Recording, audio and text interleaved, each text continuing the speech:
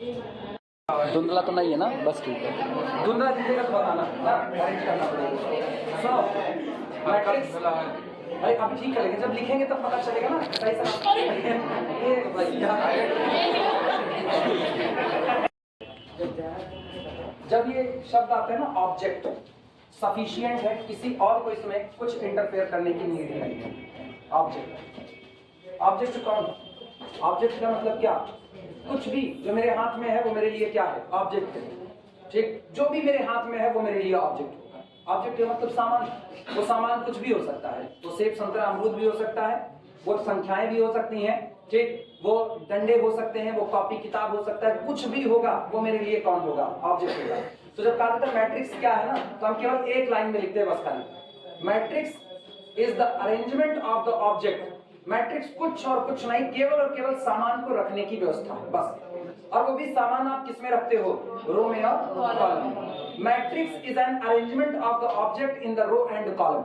Matrix सामान को रखने की व्यवस्था होती है, और सामान भी आप किस में रख रहे हो? रो में और कॉलम में रख रहे हो। आप यूं ही उठा करके सामान को फेंक दिए कमरे में, सामान रखा तो गया। आप उठाए 10-20 तो कोई सेब संतरा अमरूद था, उठा करके एक झोले में डाल दिया, वहां भी रखा गया, लेकिन वो अरेंजमेंट नहीं है। अरेंजमेंट करने के दौरान आप सोचो आप क्या कर रहे हो? आप दो बातें कर रहे हो। Matrix is the arrangement of object, वो ऑब्जेक्ट का अरेंजमेंट है, और किसमें किसमें? रो में और कॉलम में। और पता है जिस वक्त आप रो को तैयार कर रहे होते हो, ऑटोमेटिकली कॉलम तैयार हो जाते हैं। आप रोक सकते ही नहीं हो, ठीक, आप कभी नहीं रोक। कोई आदमी अगर हम रो तैयार करेंगे कॉलम बनाइए नहीं करेंगे, हो नहीं सकता। अगर आप सामान को रो में रख रहे हो ना, कॉलम ऑटोमेटिकली जनरेट हो रहे हैं। अगर आप सामान को कॉलम में रख रहे हो, रो ऑटोमेटिकली जनरेट हो रही है, आप रोक नहीं सकते। ये बिल्कुल वैसा है ना जैसे रसल का पैराडॉक्स है। रसल ने अपने पैराडॉक्स में यही कहा था कि जब आप वो सेट थ्योरी पे बोले हुए थे, यहाँ पर कंडीशन ये है ना, सेट थ्योरी में उन्होंने कहा था दुनिया में कोई भी ऐसा सेट नहीं है, या उन्होंने ऐसा कहा था कि जब आप एक सेट को बना रहे होते हो, उस दौरान एक सेट ऑटोमेटिकली ऐसा बन जाता है जो किसी और में कंटेंट नहीं होगा। ऑटोमेटिकली ऐसा बन जाएगा जो किसी और में कंटेंट नहीं होगा। मतलब आप दुनिया के सारे सेट को उठा करके एक सेट बना लो, दुनिया के सारे सेट को उठा के एक सेट बना लो, लेकिन आपको एक सेट ऐसा मिल चुका है जो उस सेट में कंटेंट नहीं होगा। आप सोचो आप कर क्या रहे हो? आप एक सेट का निर्माण कर रहे हो, कैपिटल एक सेट बना रहे हो, और इस सेट को बनाने के दौरान ऑटोमेटिकली एक सेट ऐसा बन रहा है, उसको आप ना रेसिड्यू प्रोडक्ट भी कह सकते हो। रेसिड्यू बचा कुचा जो यूं ही बन जाता है, कूड़ा कचरा, एक सेट ऐसा बन जा रहा है, दुनिया का सारा सेट ये कंटेन कर सकता है। सोचो क्या बड़े मतलब भयंकर, इसीलिए इसको रसल पैराडॉक्स कहते हैं। पैराडॉक्स का मतलब दुविधा, एक ऐसी उलझन जिसको आप सॉल्व नहीं कर पा रहे हो। आप कह रहे हो जिस वक्त आप एक सेट बना रहे हो कैपिटल ए, और ये दुनिया के सारे सेट को अपने अंदर में कंटेन करने का दमखम रखता है, उसके बावजूद भी ये सेट खुद को अपने ही अंदर में कंटेन नहीं कर सकता। सोचो एक सेट जो दुनिया के सारे सेट रख रहा है, लेकिन फिर भी इसी दुनिया में तुरंत एक सेट ऐसा बन रहा है कि वो खुद को अपने ही पास कंटेंट नहीं कर पा रहा है। अंतर आ गया कि नहीं आ गया? इसी को कहते हैं रसल पैराडॉक्स। और ये पैराडॉक्स ना कई चीजों पर होल्ड होता है। जिस वक्त आप एक सिम बनाते हो, सोचो जिस वक्त आप एक मोबाइल बनाते हो, उस मोबाइल के लिए आप एक सिम बनाते हो। जब आपने एक सिम बनाया ना, तो आप इस पूरे हिंदुस्तान में, पूरे विश्व में किसी भी नंबर पर कॉल कर सकते हो, लेकिन खुद उस सिम पर कॉल नहीं कर सकते हो। कि कर पाओगे? कभी मिला करके देखो ना, मेरे पे नहीं करेंगे, हाँ बताएगा ना, मतलब उससे सबको कॉल। अब पता है तुम ताउम्र जिंदगी ना अपना नंबर डायल करते हो, जैसे मेरा नंबर 78970599 बड़ा आप डायल करो, हम अपने आप को खुद ही फोन मिलाते हैं। कब मिलाते हैं? हाँ, हम अपने आप को अक्सर फोन मिलाते हैं, इसलिए नहीं कभी कभी मेरी तन्हाई मुझसे बातें करती है, नहीं ऐसा कुछ नहीं। कभी कभी मेरे जियो की स्पीड लो हो जाती है, और उसको दूर करने का एक ही रास्ता है, खुद को कॉल मिला लो या किसी और को कॉल मिला लो। किसी और को मिलाएंगे तो वो कह देगा झुकेगा नहीं, मेरे लिए बवाल है, वो फोन नहीं रिसीव करेगा। तो हम क्या करते हैं ना, हम खुद ही अपने को कॉल मिला लेते हैं खुद को। जब हम खुद को कॉल मिलाते हैं ना, तो एक बात उनकी उधर से मधुर आवाज सुनाई देती है। जिस व्यक्ति को आप कॉल करने की कोशिश कर रहे हैं वो अभी कहीं बिजी है, या जो भी वो बोलती है हमको याद नहीं है, इतना ख्याल नहीं है। तो इतना बोलते ही सोचो, उस मधुर आवाज के इतना बोलते ही जियो की स्पीड बढ़ चुकी होती है कम से।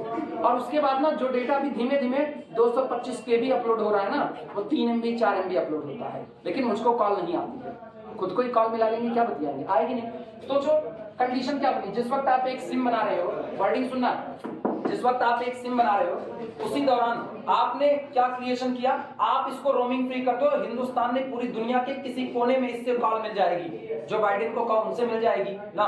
गद्दाफी को मिलाना चाहो तो गद्दाफी जी चले गए मतलब ऊपर चले गए, तो अब उनकी कॉल नहीं लगेगी, लेकिन अगर लगाना चाहो उनकी भी होते तो उनकी लग जाती, ठीक, किसी को भी कॉल लगा दो, लेकिन जब इस सिम पर खुद कॉल लगाओगे तो वो कॉल कभी कनेक्ट नहीं होगी। इसका मतलब एक आपने एक सिम बनाया जिससे सबको कॉल लग जाए, लेकिन ऑटोमेटिकली एक ऑब्जेक्ट ऐसा जनरेट हो चुका है जिस पर खुद इसी सिम से कॉल लगने वाली नहीं है।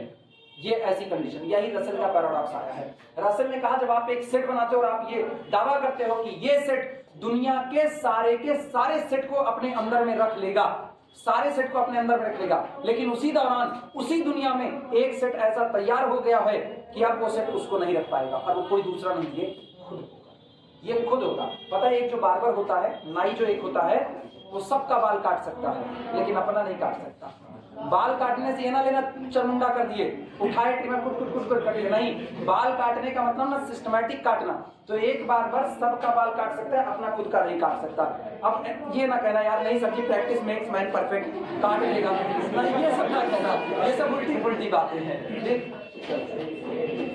हाँ, तो कुल मिला के मुझको रसेल पैराडॉक्स नहीं जाना चाहिए, मुझको केवल एक बात कहनी है कि जिस वक्त आप रो को जनरेट कर रहे हो, आप रोक नहीं सकते कॉलम का जनरेट होना। जिस वक्त आप कॉलम को जनरेट कर रहे हो, आप रोक नहीं सकते हो कॉलम रो का जनरेट होना।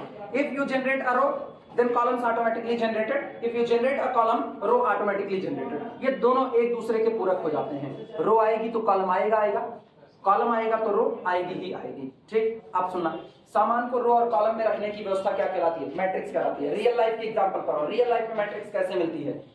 जब कहीं पर भंडारा होता है, जैसे गाँव में ब्रह्मभोज होता है या फिर कहीं पर होता है, तो सोचो क्या करते हैं हम, कुकुर भोज की बात नहीं करें, बफेलो सिस्टम उसकी बात नहीं करें, उधर कोई रो कॉलम नहीं बनेगा, उधर भैया हम उनकी बात कर रहे हैं। जब आप ब्रह्मभोज की बात कर रहे हो या फिर कोई भी ऐसा प्रयोजन जिसमें जमीन पर बैठा करके खिलाया जाता है, आप सोचो क्या कहते हैं? वर्डिंग क्या कहते हैं? वर्डिंग क्या है भैया? पांच सजी हुई है। वर्डिंग सुना, रो की हिंदी होती है, इधर सुनो, इधर रो की हिंदी होती है पंक्ति, और कॉलम की हिंदी होती है स्तंभ। जो आपके कॉलम है उनको स्तंभ कहा जाता है और रो को क्या कहते हैं? पंक्ति। उसी पंक्ति का विशुद्ध रूप होता है पांच, अशुद्ध रूप का है, विशुद्ध का मतलब बहुत शुद्ध, अशुद्ध रूप होता है पांच। गांव में बोलते हैं कि भैया पांच सजिया है, एक वारी से बैठा है सब जने। तो सोचो लोग एक तरफ से बैठे हैं, अब हम एक रो ही तैयार कर रहे हैं। वर्डिंग सुना, एक रो तैयार कर रहे हैं। पहला आदमी यहाँ बैठा, पत्तल लगाया उसके आगे, दूसरा आदमी इस बगल में बैठा, पत्तल लगाया। सोचो मैं इक्के रो बना रहे हैं, लेकिन कॉलम तैयार हो गया कि नहीं? ये पहले कॉलम पर है। जब आप इधर से देखते हो तो चीजें किधर नजर आती है? रो में। और जब आप इधर से देखते हो तो आपको हल्का पड़ रहा है, ये कॉलम तैयार हो रहा है, कॉलम। तो आप इधर से पहला आदमी बैठा है, आप केवल एक रो बनाना चाहते हो, दूसरा आदमी उसी रो में आगे बैठ रहा है, तीसरा आदमी उसी रो में आगे बैठ रहा है, चौथा उसी रो में। आप रो नहीं बदल रहे, आप एक ही रो में लोगों को बैठा रहे हो। लेकिन सोचो पहला कॉलम, दूसरा कॉलम, तीसरा कॉलम तैयार होते जा रहे हैं कि नहीं? तो जिस वक्त आप एक रो को जनरेट कर रहे हो, कॉलम ऑटोमेटिकली जनरेट हो रहा है।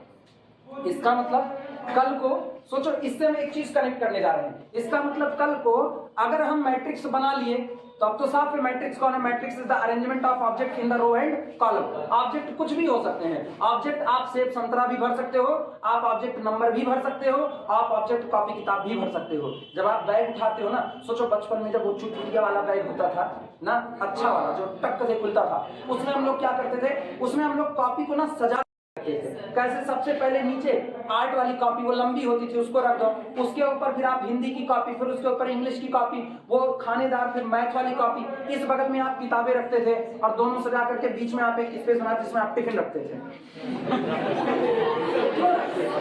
इसीलिए ना उसको नहीं, ड्रैम बॉक्स बगल में होता था, टिफिन की जगह ड्रैम बॉक्स नहीं ले सकता। ड्रैम बॉक्स घर पे छूट जा चलेगा, टिफिन नहीं छूट सकती, अदरवाइज ना क्लास में खाने का मजा नहीं आएगा।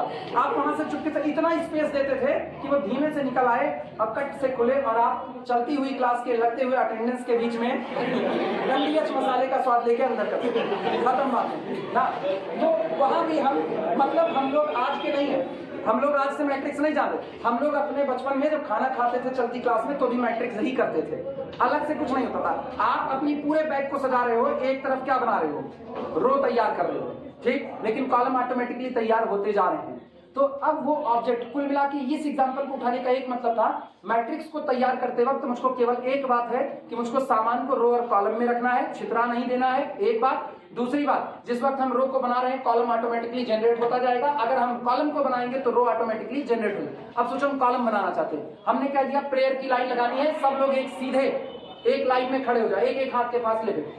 हम इधर से देख रहे हैं तो हमको क्या नजर आया, कॉलम। लेकिन जब हम बगल में चलना चालू करते हैं तो पहला आदमी पहली रो में है, दूसरा आदमी दूसरी रो में। सोचो ये सारे लोग एक कॉलम में मौजूद हैं, लेकिन रो अलग अलग हो गई कि नहीं? तो इसका मतलब आपने तो बनाया एक कॉलम और बन गई कई सारी रो, आपने बनाई तो एक रो लेकिन बन गए कई सारे कॉलम। एक कई आदमी हो, हम ही अकेले हैं, खड़े हो गए तो हम ही रो हैं, हम ही कॉलम हैं। हम जहां से शुरू होते हैं लाइन वहीं से नहीं, हम जहां से खड़े होते अरे वो मेरे अंदर ना सॉफ्टवेयर उल्टा हो गया, अभी चल रहा है इधर उधर। ठीक ऐसा हुआ। आप सोचो अकेले हो, आपने एक ही एलिमेंट उठाया, वर्डिंग सुनना, आगे चल करके ना बड़ी अच्छी चीज मिलती है, inner product space, outer product space. इसी कहानी पर है, जब आप केवल एक एलिमेंट उठाते हो, एक एलिमेंट, और दुनिया आपसे कहे कि 1x1 की मैट्रिक्स तैयार करो और आप डिब्बा बना दो, ये 1x1 की मैट्रिक्स 2 लिख दो, 1x1, निहायत बेवकूफी वाली हरकत हो जाएगी। जब आप 1x1 की मैट्रिक्स बनाते हो ना, तो 1x1 की मैट्रिक्स में डिब्बा लगाने की कोई जरूरत नहीं, बस ऐसे लिख दिया जाता है, एक नंबर के तौर पर इसको लिख देते हैं बस हम। ये 1x1 की मैट्रिक्स का रिप्रेजेंटेशन होता है, और ये सिखाते हैं इनर प्रोडक्ट स्पेस और outer product space, sorry inner product outer product, दो चीजें डिफाइन कर होते हैं, वहां पर इस चीज को डिफाइन करते हैं कि अगर आपकी मैट्रिक्स सिंगल एक एलिमेंट रखी है 1x1 का, तो यही रो है और यही कॉलम है। इस बगल से देखोगे तो रो और सामने से देखोगे तो कॉलम, और इसको डिब्बे में बंद करने की आपको कोई जरूरत नहीं है, इसको आप एज इट इज लिख करके छोड़ देते हो। विवाद है, अपना अलग अलग कई राइटर डिब्बा बना देते हैं, कई लोग नहीं बनाते। स्टैंडर्ड राइटर कभी इस पर डिब्बा नहीं बनाएंगे, इसको एज इट इज लिख करके छोड़ देंगे। तो दिमाग से इस बात को हटाओ कि मैट्रिक्स को तैयार करते वक्त आप सिर्फ नंबर को डील करोगे, वो अलग बात है। हम लोग चूंकि गणितीय व्यवस्था में पढ़ रहे हैं, और गणित में मेरे लिए ऑब्जेक्ट हमेशा अक्सर क्या होते हैं, नंबर होते हैं, अक्सर मेरे लिए नंबर होते हैं। लेकिन अभी अभी जरा गौर करो, पिछवा अभी गौर करो, हम लोग सिंबल में क्या लिखे थे, मैट्रिक्स L1 M1 N1, याद आया? DC's DR's पढ़ते वक्त लिखे हुए थे, वहां पर अगर हम DC's DR's को सिंबल में ही रहने दे तो वेरिएबल है कि नहीं है? वेरिएबल है, और उस दौरान हमने कोई नंबर नहीं लिखा था, ऑब्जेक्ट लिखे हुए थे, वो कुछ भी हो सकते हैं। तो इसका मतलब मैट्रिक्स को तैयार करते वक्त आपको सिर्फ और सिर्फ नंबर मिले ऐसा कोई जरूरी नहीं है, वेरिएबल भी मिल सकते हैं, ठीक है? आपको कोई भी ऑब्जेक्ट दिया जा सकता है। इसीलिए डिफिनेशन बस एक लाइन कहते हैं, the matrix is an arrangement of object in row and column. जितनी रो जितना कॉलम है, मान लो मेरे पास 6 रो है और 10 कॉलम है, 6 रो और 10 कॉलम है, तो पता है मुझको कुल कितने एलिमेंट की जरूरत पड़ेगी इनको भरने के लिए? कुल कितने एलिमेंट की? हमको 60 एलिमेंट की जरूरत पड़ेगी इनको भरने के लिए। और ये 60 एलिमेंट सेम टू सेम हो सकते हैं, ये 60 के 60 एलिमेंट डिफरेंट हो सकते हैं, इनमें कुछ सेम और कुछ डिफरेंट हो सकते हैं। दिमाग में बात खुली? कुछ दो बातें क्लियर हुई। Matrix is an arrangement of object in the row and column, एक बात। दूसरी बात, when you create a row a column automatically created, when you create a column a row automatically created. सोचो इस बात से एक और बात का इशारा मिल रहा है। हम कह रहे हैं जब आप रो बनाते हो तो कॉलम ऑटोमेटिकली बन जाता है। रो कैसे बनाओगे? एलिमेंट रख करके ना। इसका मतलब जब आप किसी रो में कोई एलिमेंट भर रहे होते हो तो कोई ना कोई कॉलम ऑटोमेटिकली फिल हो रहा होता है, हाँ या ना? Yes sir. पहली रो बना रहे हैं, पहली रो में एलिमेंट रखा तो कोई जरूरी है कि पहले कॉलम में ही रखा? पहली रो में एलिमेंट रखा तो कोई जरूरी है पहले कॉलम में ही रखा? सोचो पहला आदमी, दूसरा आदमी, तीसरा आदमी, चौथा आदमी, 4 लोग हो गए। हम पहली रो में चौथे नंबर का आदमी रख रहे हैं तो कौन से कॉलम में रख रहे हैं? चौथे कॉलम में। लेकिन हाँ ये बात साफ सुथरी है कि जब हम पहली रो में कुछ भी भरने की कोशिश कर रहे हैं तो कोई ना कोई कॉलम ऑटोमेटिकली भर उठ रहा है, हाँ या ना? तो इसका मतलब अगर आपने किसी रो को भरने की कोशिश की तो कोई ना कोई कॉलम ऑटोमेटिकली भरा जाएगा। अगर आपने किसी कॉलम को भरने की कोशिश की तो कोई ना कोई रो ऑटोमेटिकली भरी जा रही होगी। क्लियर हुआ? चलो अब डेफिनेशन लिखते हैं।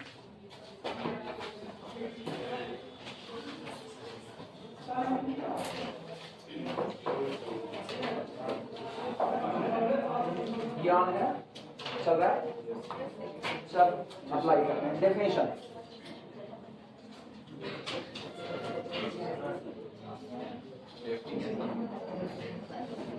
हाँ डेफिनेशन लिखना। सर अरेंजमेंट मैथमेटिकली चूंकि हम लोग पढ़ रहे हैं, ध्यान देना, मैथमेटिकली पढ़ रहे हैं तो इसका मतलब हम लोगों के लिए ऑब्जेक्ट मैक्सिमम टाइम में क्या होंगे, नंबर। फिर भी जनरल डिफिनीशन लिखना, a matrix is an arrangement, हम बोल रहे हैं लिखो, a matrix is an arrangement, note करो definition, a matrix is an arrangement, a matrix is an arrangement of object, a matrix is an arrangement of object in row and column, in row and column. A matrix is an arrangement of object in row and column, full stop. ये general definition है। अब हम particular definition पर आ रहे हैं जो मेरे लिए बनी हुई है, मेरे लिए मतलब मैथमेटिक्स के लिए, क्योंकि हम लोग मैथ में मैक्सिमम नंबर ही डील करेंगे। और अथवा करके लिखना,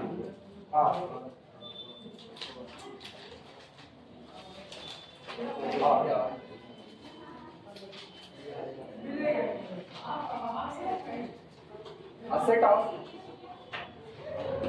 of mn numbers और a set of mn numbers। यहाँ सेट का कॉन्सेप्ट वो नहीं है जो तुम समझ रहे हो, यहाँ सेट का मतलब बस खाली एक छोटा मोटा कलेक्शन बना लो। क्यों? क्योंकि set is the well defined collection of object लिखा जाता है। जो सेट होता है वो एक well defined collection of object है, और वेल डिफाइंड कलेक्शन में कोई भी चीज केवल और केवल कितनी बार आती है, एक बार। जबकि आप मैट्रिक्स में कितनी बार ले सकते हो, जितनी मर्जी उतनी बार ले सकते हैं। क्लियर हुआ? तो यहाँ सेट का वो मायने नहीं है जो वहां पर हम लोग पढ़ते आए हैं। A set of mn numbers arranged in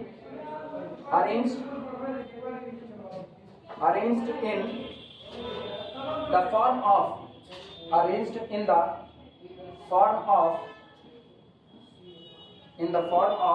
rectangular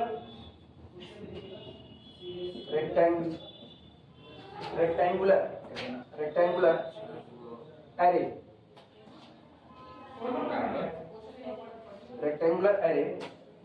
consisting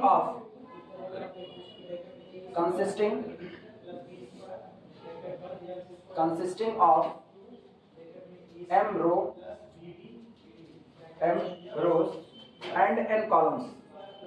and n columns is known as, जानी जाती है, is known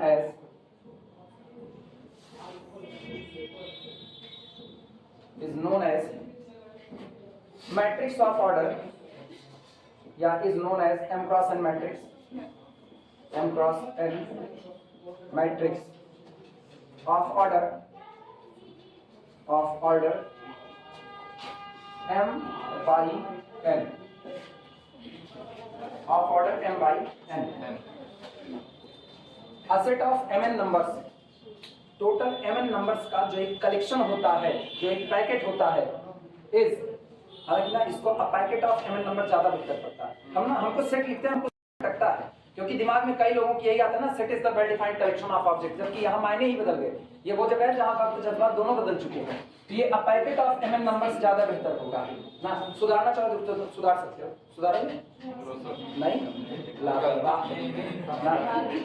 a packet of mn numbers arranged, जो किस तरह से व्यवस्थित किए गए होते हैं, arranged in the form of rectangular array, ये एक रेक्टेंगुलर एरे के फॉर्म में अरेंज किए गए हैं। ठीक, चतुर्भुजीय व्यवस्था, इसको बोलते हैं ना चतुर्भुजीय व्यवस्था। चतुर्भुजा जिसके चार भुजाएं हैं, अरे शुद्ध हिंदी बोल रहे हैं ना, चतुर्भुजीय व्यवस्था। चतुर्भुज नहीं, चतुर्भुज को क्वाड्रेटिक नहीं बोलेंगे भाई। रेक्टेंगल कौन होता है? रेक्टेंगल एक तो क्वाड्रेटिक, रेक्टेंगल कौन होता है पता है भाई? क्वाड्रेटिक कर्व याद है? याद है क्या? रेक्टेंगल सिर्फ और सिर्फ स्क्वायर ही होता है। रेक्टेंगल क्या सिर्फ स्क्वायर होता है? नहीं, रेक्टेंगल कौन? हाँ, चतुर्भुजीय व्यवस्था में ये रेक्टेंगल, सुनो हम जान रहे वो कहाँ कंफ्यूज है, वो कंफ्यूज है, सुनो वो कंफ्यूज इसमें है, चार भुजाएं काइट की भी होती हैं, काइट शेप, रोम्बस ना। अब काजू कतली बर्फी, ये तो थोड़ी हो सकता है, ये थोड़ी मैट्रिक्स बन सकता है। नहीं, हाँ तो तुम्हारी बात सही है, हम अपने शब्द वापस लेते हैं, हटा मेरे शब्द वापस ना, ले लिया वापस। कहाँ गया वो कपड़ा? मर गया वो भी। कहाँ गया? वो नहीं चाहता आप नहीं बताओ। अरे नहीं, मेरा हाथ साफ करे बस खाली। सुनो इधर, अरेंजमेंट किस तरीके से है? अरेंजमेंट है in the form of rectangular array consisting, जो रखे हुए है, क्या रखे हुए हैं? Of M row. टोटल कितनी रो रखा है? एम रो। रो को आप कैसे गिनते हो? इस तरह, पहली रो, दूसरी रो, तीसरी रो और एम रो। टोटल कितनी रो आई? एम रो है। और एंड एन कॉलम्स, पहला कॉलम, दूसरा कॉलम, तीसरा कॉलम और nth column, total n column. ये बताओ, एम रो और एन कॉलम है। एम रो और एन कॉलम को भरने के लिए जितने ऑब्जेक्ट चाहिए उनकी संख्या कितनी है? तो टोटल एम एन ऑब्जेक्ट है। ठीक, इज नोन एज, इसी व्यवस्था को जाना जाता है कैसे? M cross n matrix. कई लोग इसको एम क्रॉस एन मैट्रिक्स बोलते हैं, नॉर्मली इसको एम बाई एन मैट्रिक्स या फिर ऑफ ऑर्डर एम एन बोल दिया जाता है। जो आपकी मर्जी, आप वो बोल सकते हो, बस एम क्रॉस एन का मतलब गुणा न कर देना। 4 गुणे 3 की मैट्रिक्स कहा जाता है ना, तो 4 3 12 मैट्रिक्स में कह देना। 4 गुणे 3 का मतलब 4 रो है और 3 कॉलम है। पहले किसकी संख्या रखी जाती है? रो, और बाद में किसकी रखी जाती है? कॉलम। अब हम इसका एक स्ट्रक्चर बनाते हैं, जनरल स्ट्रक्चर इसका। नोटेशन लिखो, लिखो नोटेशन। अवयव की इंग्लिश क्या होगी? मैट्रिक्स यार, अवयव, अवयव एलिमेंट, एलिमेंट, एलिमेंट। मेरे कान बज रहे हैं।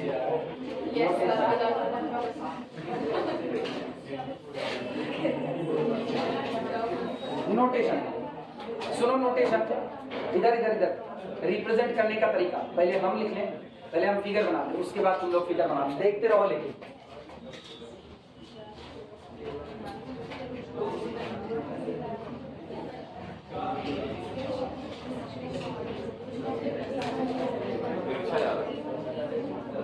जाने दो यार, अच्छा तुम भी ना।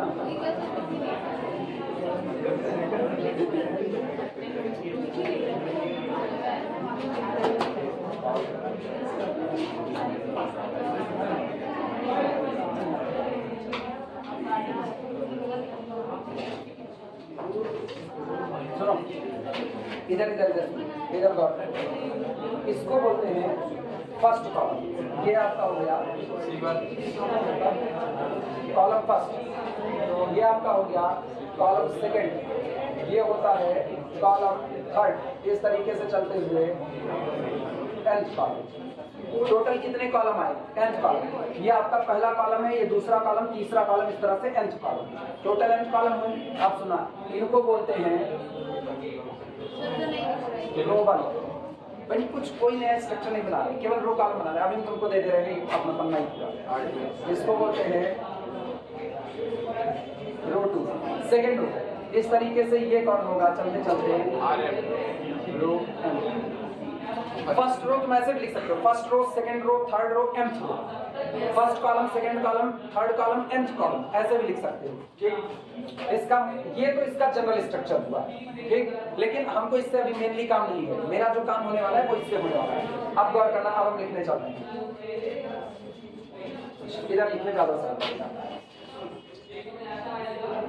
कैपिटल ए बराबर, कोई लिखेगा नहीं, सिर्फ और सिर्फ देखते रहो। इधर सुनो, A11, A12, सब लोग इधर देखो। जान रहे इंटर में पढ़े हो ना, अपने इंटर खेलेंगे ही नहीं। अगर तुमको लग रहा है ना इंटर पढ़े, हम इंटर खेलवे नहीं करेंगे, हम इंटर से ऊपर खेलेंगे। ठीक, ग्रेजुएशन में हो तो ग्रेजुएशन लेवल पर खेलेंगे, जहां तुमको पता चलेगा ना मैट्रिक्स का सही इस्तेमाल किस तरीके से हो रहा है। अब टू सो ऑन, पहला कॉलम, दूसरा कॉलम, इस तरीके से चलते चलते क्या मुझको कहीं पर जेथ कॉलम मिलेगा कि नहीं मिलेगा? जेथ किसी भी नंबर का जनरल कॉलम हो सकता है। तो यहाँ पर A1 और इस तरीके से चलते हुए A1N। फिर सुनना, A21, A22 up to so on A2J up to so on A2N। इस तरीके से चलते हुए पहली रो, दूसरी रो, तीसरी रो, कहीं एक जनरल रो पड़ेगी जिसको हम ith रो कह सकते हैं। तो हम इसको कह रहे हैं AI1, AI2, AIJ। इस तरीके से चलते हुए सो ऑन AIN। ये ऑनवर्ड ऐसे ही चलते चलते मिला, और बस ऐसे ही ऑनवर्ड चलते हुए AM1 ना M1, AM1 इस तरीके से चलते हुए AM2 up to so on AMJ up to so on AMN।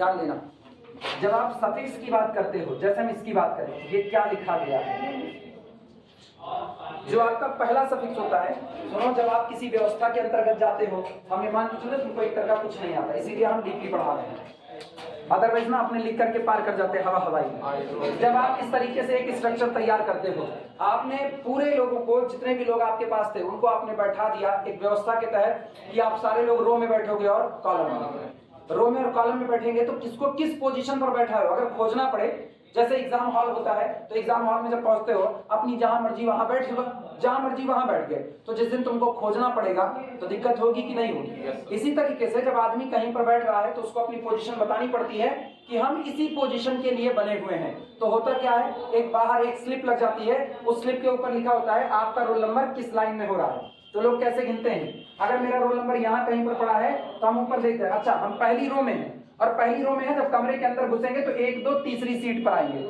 सोचो, हम कमरे के अंदर घुसे और मुझको मेरी जगह पता है, पीछे जाना ही नहीं है, मुझको पता है बस यही इसी कहीं पर हम होंगे, लेकिन इस कहीं पर होंगे अभी क्लियर नहीं हुआ। अब हम कह रहे हैं किस जगह पर होंगे, तीसरी जगह पर आ गए, तो वो मेरी पोजीशन हो गई। तो मेरी पोजीशन बताने के लिए मुझको 2 लोगों की जरूरत पड़ी। जब आपको किसी की पोजीशन बतानी होती है तो आपको कुछ सिंबल की जरूरत पड़ती है कि आप बता सको आपकी पोजीशन क्या होगी। वो सिंबल कौन बने, ये नीचे लगे हुए नंबर बने। एक चीज गौर करना, आप कहाँ हो, पहली रो में, पहली रो में है तो देखो क्या लगा 1 1 1, लास्ट तक कितना 1, यानी पहला वाला जो सफिक्स होता है वो आपकी पोजीशन रो में बता रहा है। पहला सफिक्स आपकी पोजीशन को रो में बता रहा है, आप किस नंबर की रो में बैठे हो।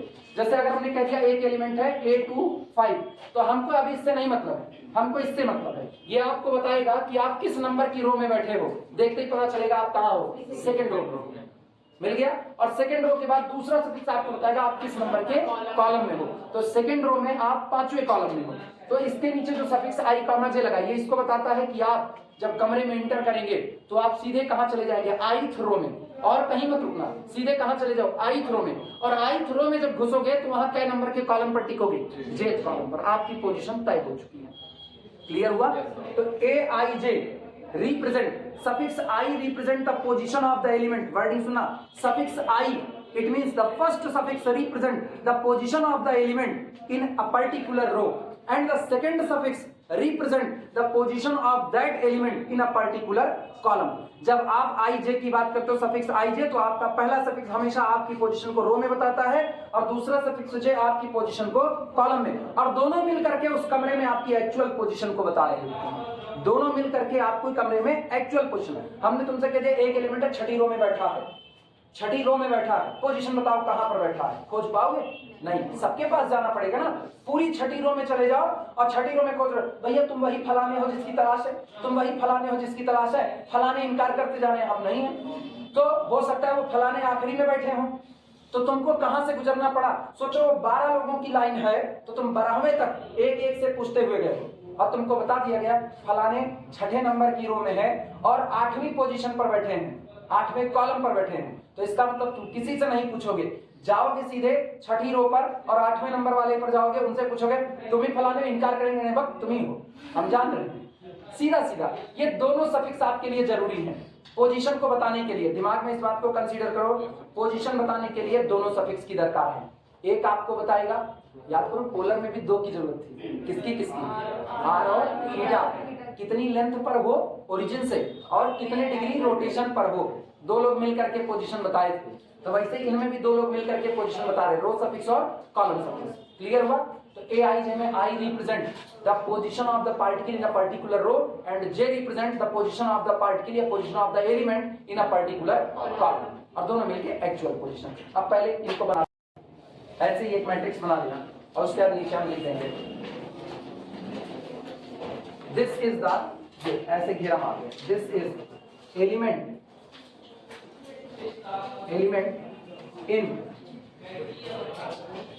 इन I रो या in IJ place, IJ place. ये आपका एलिमेंट है जो किस प्लेस पर बैठा है, IJ प्लेस पर बैठा है। IJ प्लेस का मतलब I रो में और J कॉलम में बैठा हुआ है। ठीक है, बस ऐसा है, और ज्यादा नहीं लिखेंगे। ये बनाओ ना बनाओ कोई फर्क नहीं, उसको बना लेना पड़ेगा।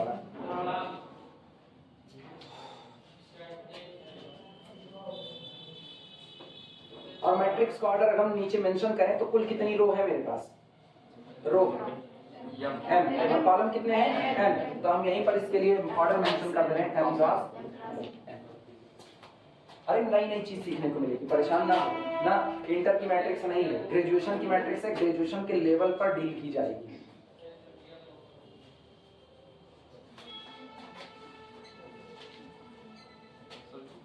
इसको बना रहे थे, छोड़े इसको, काम ये तो हम बना दिए थे हवा में। अपने को कभी कभी ना पिकासो बनने का शौक चढ़ता है। या तो मकबूल फिदा हुसैन माने पेंटिंग है ना, पता चले सीधी टांगी है कि उल्टी, जैसे पाए कुछ ना मारे।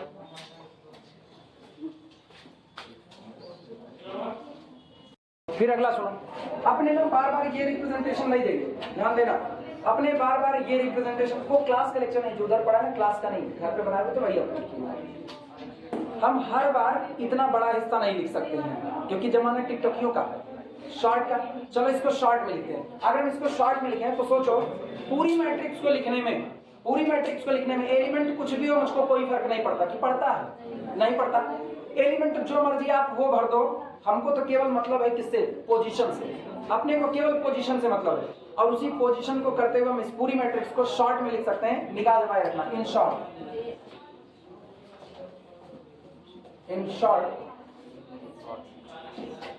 Capital A is equal to, सुनो, matrix A I J M cross N। और सुनो आगे, जहां पर I is greater than or equal to 1 but less than or equal to M, J greater than or equal to 1 but less than or equal to। रो की संख्या कहां से शुरू हुई है? 1, और कहां तक गई है? M तक। तो I किसको रिप्रेजेंट करता है? रो की संख्या। शुरू कहां से होगी? 1 से, जाएगी कहां तक? M तक। तो सोचो क्या लिखें? I equal to 1 and greater than 1। Equal to 1 भी होगा और ग्रेटर देन 1 भी होगा, मतलब पहली रो, दूसरी रो, तीसरी रो, चौथी रो, पांचवी रो। और कहां तक जाएगा? m से कम और m के बराबर। तो i यानी रो की संख्या 1 से शुरू होगी और कहां तक दौड़ेगी? m तक। j की संख्या कॉलम की संख्या, और कॉलम कितने हैं? n कॉलम है, तो 1 से शुरू होगी और कहां तक जाएगी? n तक। This is the short representation of this. केवल और केवल जनरली लिख दिया जाता है AIJ, मतलब आप एक जनरल पोजीशन का एलिमेंट लिख देते हो, that position at the place of the ith row and jth column. आप ith रो jth कॉलम का एलिमेंट लिख दो और बता दो I और J ऐसे वेरी कर सकते हैं। अभी हम तुरंत एग्जांपल करवा रहे हैं, परेशान ना हो।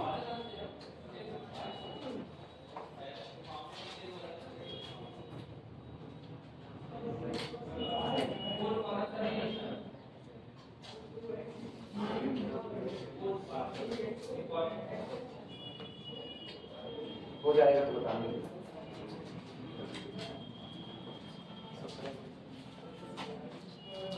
If capital A is equal to matrix I to the power 4 J to the power 5, matrix लिखे I to the power 4 into J to the power 5, और इधर ऑर्डर लिख देते हैं 4 cross 3। Then in expanded form,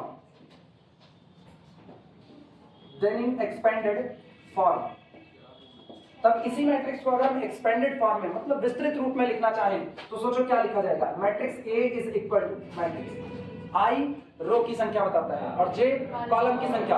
बोलो I 1 से शुरू होगा कहां तक जाएगा? 4 तक। और J 1 से शुरू होगा कहां तक जाएगा? 3 तक जाएगा। कुल मिलाकर के मुझको 4 कॉलम और 4 रो और 3 कॉलम बनाने हैं। हम लिखेंगे कैसे वो सुनना, प्रोडक्ट नहीं करेंगे, हालांकि ये प्रोडक्ट है, हम नहीं करेंगे, हम ऐसा लिखेंगे 1 to the power 4, I बराबर 1, दिमाग में रखो I 1 रहेगा और J बदलता रहेगा, तो I इज इक्वल टू 1, और अभी कॉलम किसमें हो? पहले कॉलम में, तो J टू दी पावर 5। अभी क्या रो चेंज हुई? रो नहीं चेंज हुई, तो फिर से एक बार 1 टू दी पावर 4, लेकिन कॉलम बदल गया, चौथा कॉलम है दूसरा, तो 2 टू दी पावर 5। क्या अभी रो चेंज हुई? नहीं। 1 टू दी पावर 4 और 3 टू दी पावर 5। बस 3 ही कॉलम तक जाना था, नहीं तो आगे बढ़ जाओ ना, हो जाओगे, वापस लाना पड़ेगा। रो चेंज हुई, कौन सी रो है? दूसरी। तो सोचो इधर देखना, 2 1 2 2, सेकेंड रो सेकेंड कॉलम, 2 3 3 1 3 2 3 3 4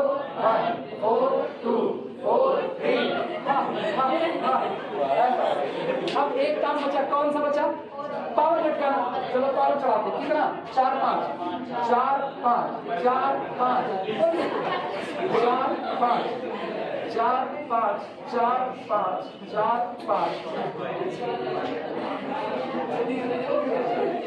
5 हो गया। विसात सज गए। ये मैट्रिक्स आपकी थी। सोचो छोटे में लिखे तो केवल क्या नजर आया I to the power 4 J to the power 5, लेकिन मुझको पता है I किसकी संख्या, रो की, और J किसकी, कॉलम की। उठा करके सजा दिए रो कॉलम की संख्या। अब हम मल्टीप्लाई क्यों करें, हम नहीं करेंगे।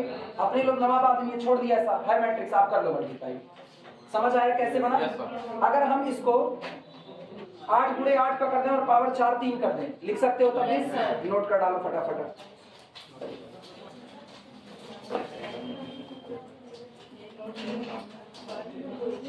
बिना पॉइंट देखे भी नोट कर सकते हो, बस उठा करके खींचना है इसको।